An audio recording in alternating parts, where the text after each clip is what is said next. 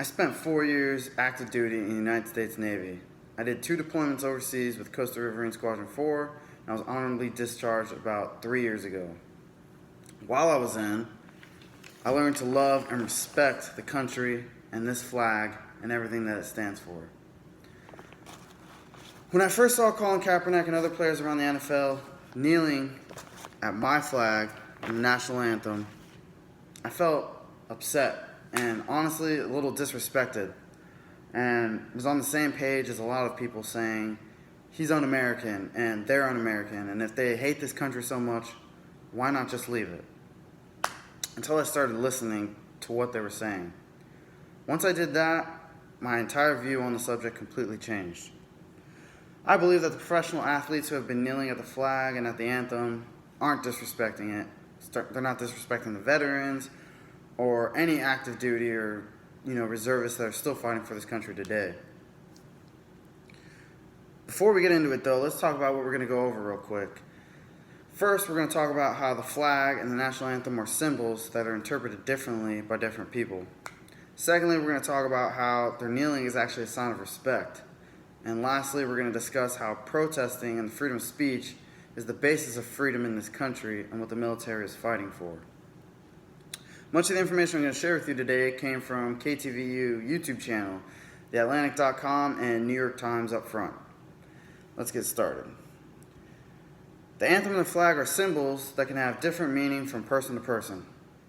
Some people, like myself, can view the flag as what this country is and what it stands for, and all the men and women who have fought and died for this country to make it to where it is today. Others definitely do not see it that way. Many people, like Colin Kaepernick, see it as a flag that stands for a country that oppresses black people. And I'm sure there are many other views of what the flag and the anthem stand for. Just because someone feels very strongly about the flag doesn't make them a good American. A person can, salute the flag, put their hand over their heart for the national anthem, and have tears in their eyes while the national anthem is playing. But if that same person ever takes away another American's opportunity of life, liberty, and the pursuit of happiness, they're still a bad American. Did you know that Colin Kaepernick actually got his idea to kneel from former Army Green Beret and former NFL player Nate Boyer? Colin Kaepernick originally sat down during his protest, but Nate Boyer had told him, maybe there's a different way of demonstrating where you're showing more respect to those who lay down their lives for what this flag and anthem stand for. He then suggested that he knelt because people kneel to pray. We kneel in front of a fallen brother or sister's gravesite. It's almost like a universal sign of respect as in kneeling. Colin Kaepernick has said that men and women who have been in the military have come back and have been treated unjustly, and that they're fighting for, people of color in the military as well. So many of the NFL players have also stated that their love for the military and how grateful they are for the military. That this protest has nothing to do with protesting against the military or anything like that. Protesting the government and using your freedom of speech is what the Declaration of Independence stands for. Allegiance to the founding principles is what defines a patriotic American, not whether he or she stands or kneels while an anthem about the flag is performed, says Connor Friedelsdorf from theatlantic.com. On the contrary to that, our president, Mr. Trump, has said that any player who doesn't stand for the anthem should be fired, and maybe they shouldn't be in this country. But they're kneeling in an effort to defend the Declaration of Independence. No political act is more patriotic than petitioning the government for the purpose of defending its core values. The athletes are literally risking their careers and fortunes to protest this for what they believe in. The grievance that they're fighting is that the government is failing to secure the rights of Americans.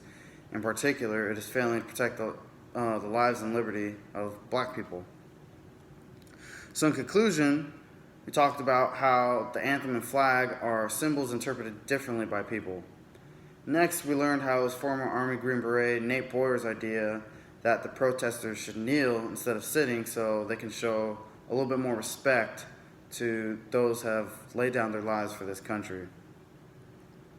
And lastly, we talked about how there's nothing more patriotic than standing up for what you believe in and protesting against the government while defending the core of the Declaration of Independence.